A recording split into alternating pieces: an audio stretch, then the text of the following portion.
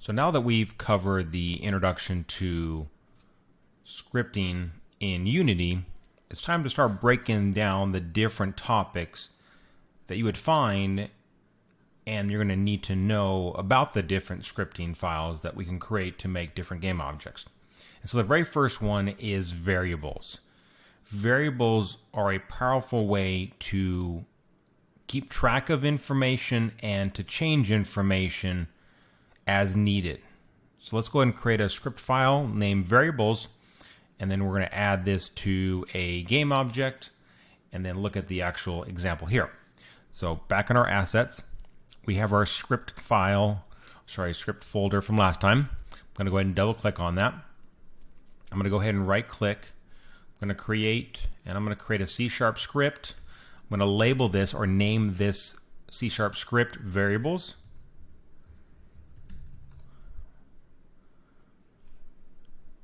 Once Unity finishes compiling the script, we want to verify that the name of our script file also matches our class name, and those match identical. Perfect. Now again, we can attach this as a behavior component to any game object. So I could grab the main camera, I can grab the directional light, or I can even create an empty game object and have this attached to it as well. So for instance, I could go create empty and just have this as a basic plain game object.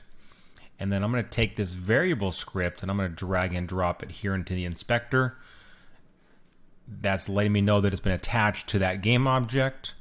I'm going to go ahead and save my work.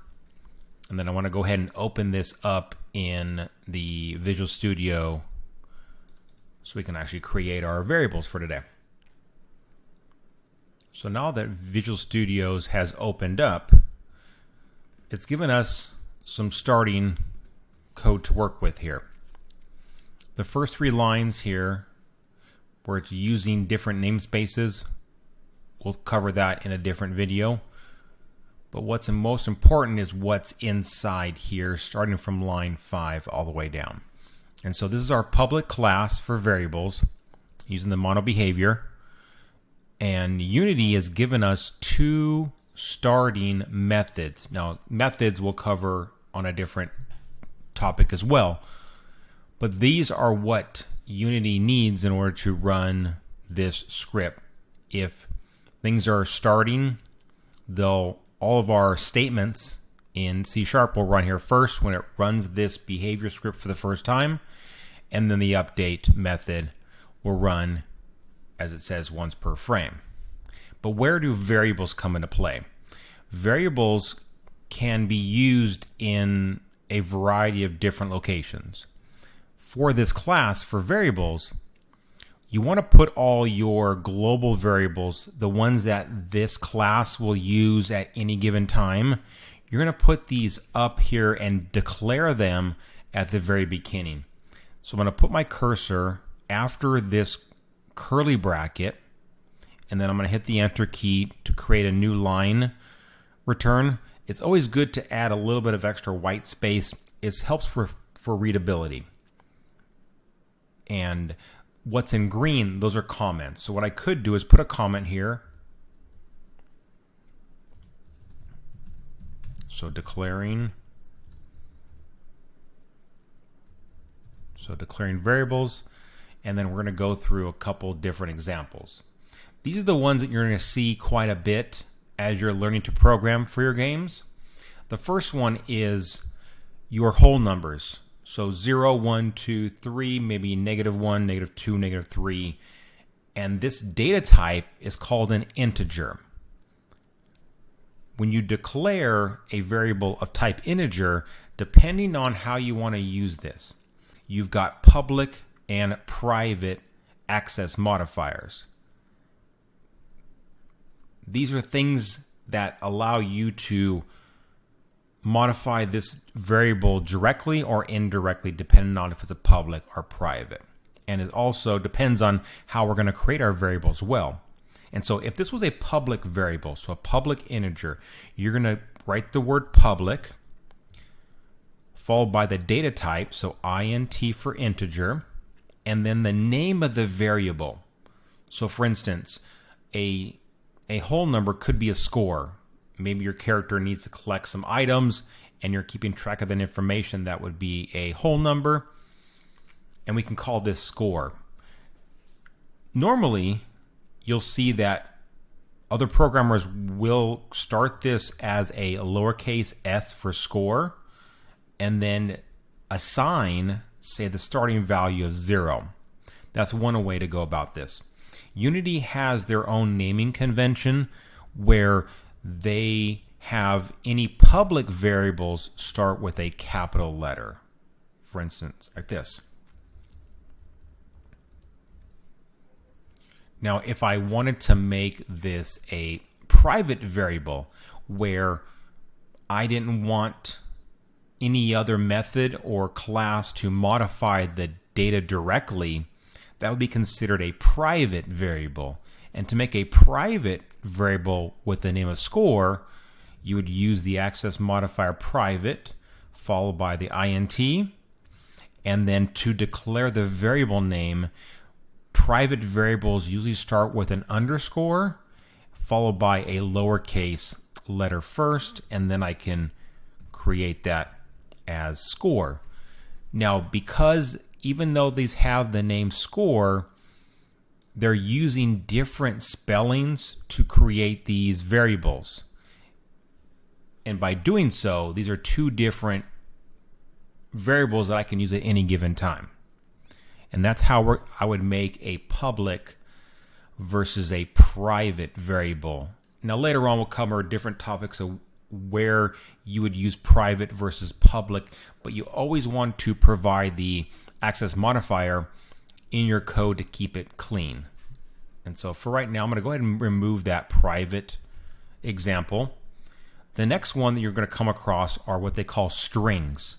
Strings are what you would have, say, as text on the page or text that gets printed out. That's called a string. And so this will be a public, and we can have the data type as string followed by the variable name. Usually maybe it's a player's name. And so since it's a public variable, I'm going to use a capital P for player. And then because I want the variable to have two words, this is called Pascal casing, where I would have a capital letter for the first word and a capital letter for the second word. This is called Pascal casing. Just like here for the class name, the public class name also has the name with a capital letter as well. And when it comes to names or string variables, these are created or assigned. The equal character is called the assignment operator. And so I'm going to go ahead and use double quotes, and then I'm going to go ahead and put in, say, a first name like John, followed by a semicolon.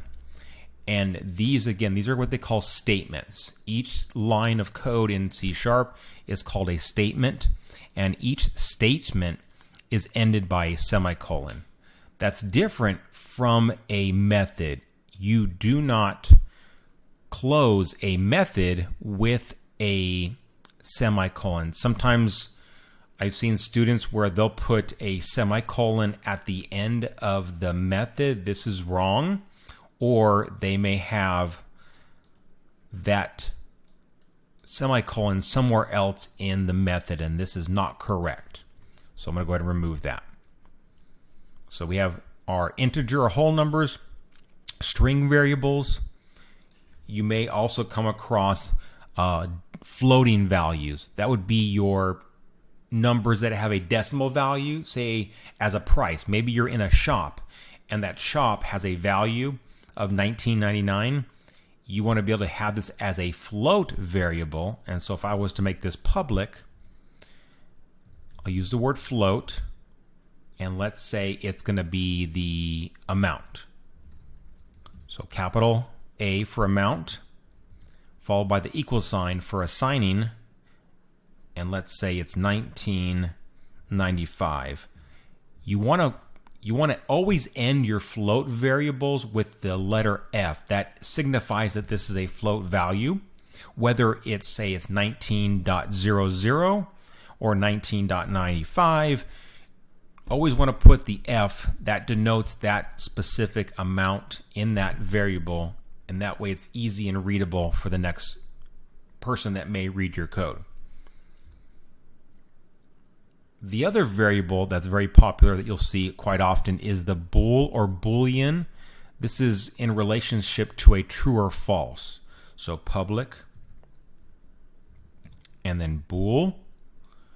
And this is usually for things that are is game over, or is player active, or is door open. These are where you're going to have a true or false response. And let's say usually is game over could be used as your variable for a bool type.